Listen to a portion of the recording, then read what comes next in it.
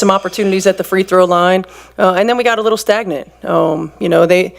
We were still in a good spot because we were getting stops until about middle of the fourth, and they went on that. The press room was quiet when Caitlin Clark walked in, but not the kind of quiet that feels calm or supportive.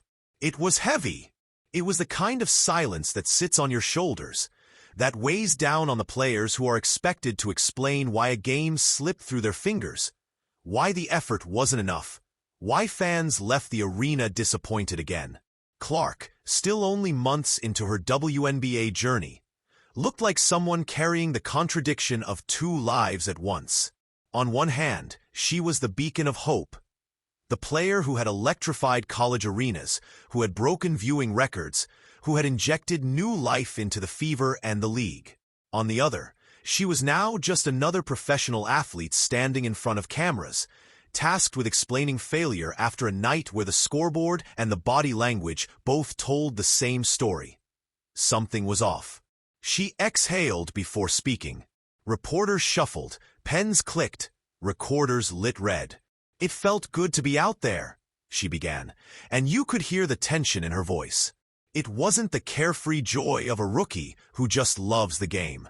It was defensive, almost apologetic, as if she needed to remind herself that there were positives in simply being back on the court. Clark admitted the team actually started well. "We were competitive. We played with energy in the first 5 minutes." But the sharp drop-off came quickly. Golden State, a franchise new to the league but already proving itself fearless, hit them with a run. Not the kind of run that buries you immediately, but the kind that exposes cracks. And for the Fever, those cracks turned into fractures. "When they kind of went on their first run, it kind of deflated us," Clark said, and then came the confession that should send chills through any locker room. "I'm not really sure why." Think about that. The team's leader, the player everyone looks to for confidence, openly admitted she didn't know why they had crumbled. This wasn't a tactical breakdown. It wasn't about missed shots or one bad rotation. This was about something deeper: spirit, resilience, pride. And Caitlin knew it. Her words lingered like smoke in the room. She tried to steady herself by explaining. "The offense," she insisted, "starts with defense." That's where things fell apart. The scouting report wasn't followed. The attention to detail disappeared. Opposing players were left too open, too comfortable, too free. She didn't sugarcoat it. "They just played with more energy and effort," she said. And those are the things that just can't happen. The shocking part wasn't just the admission of being outworked. It was how blunt she was in assigning responsibility. "It's every single person on our team. Nobody played well today. You should look yourself in the mirror and find ways where you can get better." For a rookie to speak that way, to challenge veterans, to challenge herself, to throw the mirror back at everyone in the locker room, was startling. This wasn't a half-hearted critique. This was a public demand for accountability. And yet, behind the sharpness of her words, there was exhaustion. She wasn't yelling. She wasn't pounding the table. She sounded tired, like someone who had already replayed the game in her head a dozen times, already asked herself the questions she was now forcing her teammates to ask. Reporters pressed her further, asking about her conditioning. It was her first game back in nearly 2 weeks, and she admitted what everyone suspected. Her legs weren't fully there. "It's going to take me a second to get my wind back," she confessed.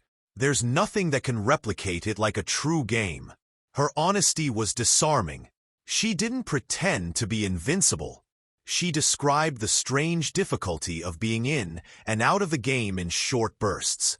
Sometimes, she said, it was harder to sit, to cool down, and then come back in, than it was to just keep running. By the fourth quarter, she was searching for her legs. She was trying to find her rhythm, trying to summon the burst that had made her unstoppable in college. And though it wasn't there yet, she promised it would come. That's the thing about Clark. She doesn't run from the grind. She knows it will take games, minutes, battles, but she trusts herself to get there. Still, The night wasn't about her personal fitness. It was about what the Fever failed to do as a group. And Caitlin's voice kept circling back to the same theme. Discipline, effort, scouting, all the things that coaches drill into their players daily. The things you can control even when the shots aren't falling. She didn't hide from the ugly truth. She didn't soften the edges. The Fever hadn't just lost to Golden State. They had lost to themselves. What made her comments shocking wasn't the content. It was the candor. Most rookies dodge questions, lean on cliches, or defer to veterans. Clark didn't. She owned the microphone and, in doing so, demanded that her teammates own their failures too. The press room could feel it. Reporters glanced at one another, sensing that this wasn't just another post-game. It was a glimpse into a locker room on edge, a team teetering between potential and collapse, and a star who was willing to put her reputation on the line to say what everyone else was afraid to. If Caitlin Clark was the lightning rod, sharp, emotional, unwilling to sugarcoat, then Lexi Hull was the grounding wire, the steady voice that confirmed what everyone already suspected but didn't want to hear. When the question shifted toward her, the posture in her chair said everything. She leaned forward, hands folded, eyes sharp. There was no dodging, no softening. What she said next would sting, not because it was harsh, but because it was true. Reporters wanted to know why the Fever's defense had been so disjointed, why shooters for the Golden State Valkyries, a first-year franchise already making noise in the league, were left open again and again from beyond the arc. Lexi didn't hesitate.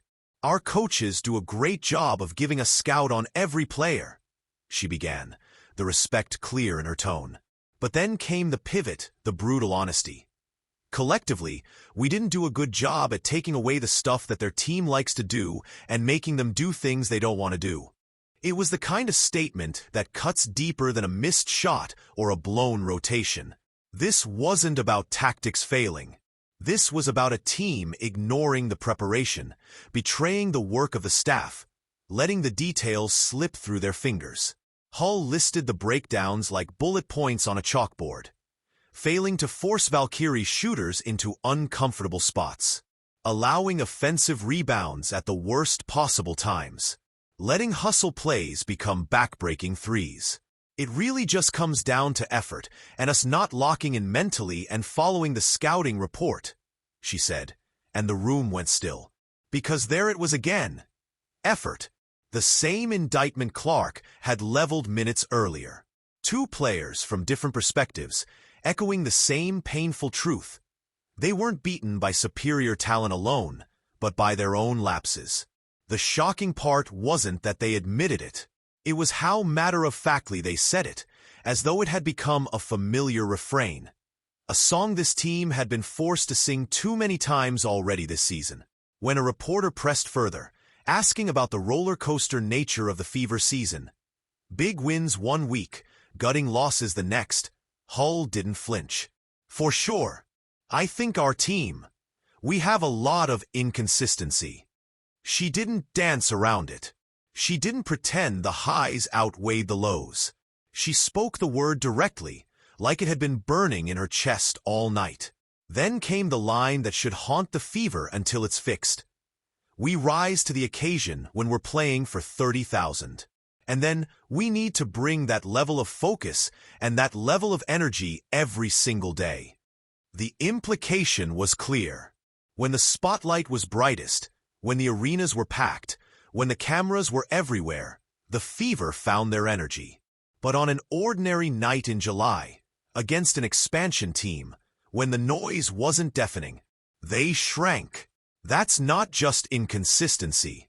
That's identity crisis. Hull wasn't done. She reminded everyone just how hard it is to win in the WNBA, how every game matters when September and October arrive, how you can't afford to coast through lesser opponents.